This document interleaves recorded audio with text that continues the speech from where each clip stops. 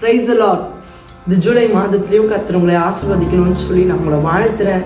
கர்த்தராகிய தேவன் தாமே உங்களை ஆசீர்வதிப்பாராக. இன்னைக்கு கர்த்தர் நமக்கு கொடுக்கிற நல்வார்த்தை என்னன்னு பார்த்தோம்னா, ஏசாயா புஸ்தகம் 46:13 என் நீதியை சமீபிக்க பண்ணுகிறேன், அது தூரமாயிருப்பதில்லை, என் ரட்சிப்பு தாமதிப்பதில்லை, நான் சியோனில் ரட்சிப்பையும் இஸ்ரவேலுக்கு என் மகிமையும் கட்டளையிடுவேன். எனக்கு பிரியமானவர்களே, தேவனுடைய வார்த்தை சொல்லுகிறது அவருடைய நீதியை நமக்கு சமீபிக்க பண்ணுகிறாராம். என் வாழ்க்கையில இந்த காரியம் நடந்தா நல்லா இருக்கும், இந்த காரியத்துல கர்த்தர் எப்பொழுது நீதி செய்வார், நான் பல நாளா ஜெபித்துட்டேனே, எனக்கு ஆண்டவர் இதற்கு இன்னும் நியாயம் செய்யாம இருக்காரு அப்படின்னு நீங்க நினைச்சிட்டு இருந்தீங்கன்னா, நிச்சயமாய் உங்களுக்கு உண்டான ரட்சிப்பு இந்த மாதத்துல சமீபமா இருக்கிறது. இன்னைக்கு நம்ம சீர்தூக்கி சுத்திகரித்துக் கொள்ளும் பொழுது, நம்ம தேவனுக்கு முன்பாக நீதி உள்ள வாழ்க்கையை வாழும் பொழுது நிச்சயமாய் கர்த்தர் நம் வாழ்க்கையில அற்புதங்களை செய்வார். இந்த வசனம் சொல்லுகிறபடி அவருடைய நீதியை உங்க வாழ்க்கையில சமீபிக்க பண்ணி அவருடைய ரட்சிப்பை உங்க வாழ்க்கையில கர்த்தர் கட்டளையிடுவார். இனி அது தாமதிக்க போறதில்லை.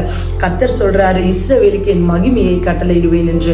நிச்சயமா அவருடைய மகிமையினால கர்த்தருடைய பிள்ளைகள் அப்படின்னு சொல்றோம்னா, அவர் எப்படிப்பட்டவர்? சத்தியமுள்ள தேவன், உண்மையுள்ளவர், பரிசுத்தர். அவருடைய மகிமையே அது விசேஷமானது. அந்த மகிமையினால நம்மளை நிரப்பி அவருடைய பிள்ளைகளாய், அதாவது கிறிஸ்துவர்கள்னு சொல்றவங்க எல்லாம் கிறிஸ்துவ போல வாழணும். அதுதான் உண்மையா கிறிஸ்துவ வாழ்க்கை. இன்னைக்கு நிறைய பேர் அவர் நாமத்தை தூஷிக்கிற மாதிரி நடந்துக்கிறோம். நம்ம ஆண்டவரை போல இந்த பூமியில வாழணும்னா அவருடைய வார்த்தைக்கு கீழ்ப்படிந்து நடக்கணும். அப்பொழுது அவருடைய மகிமையினால நம்மை நிரப்புவார். நம் வாழ்க்கையில் அவர் கொடுத்த வார்த்தைகளை நிறைவேற்றுவார். பதில் வராத உங்க ஜெபங்களுக்கு இந்த மாதம் நிச்சயமாய் கர்த்தர் பதில் தருவார். விசுவாசிங்க, ஆமேன்னு சொல்லுங்க. கர்த்தர் உங்களை ஆசீர்வதிப்பார். God bless you.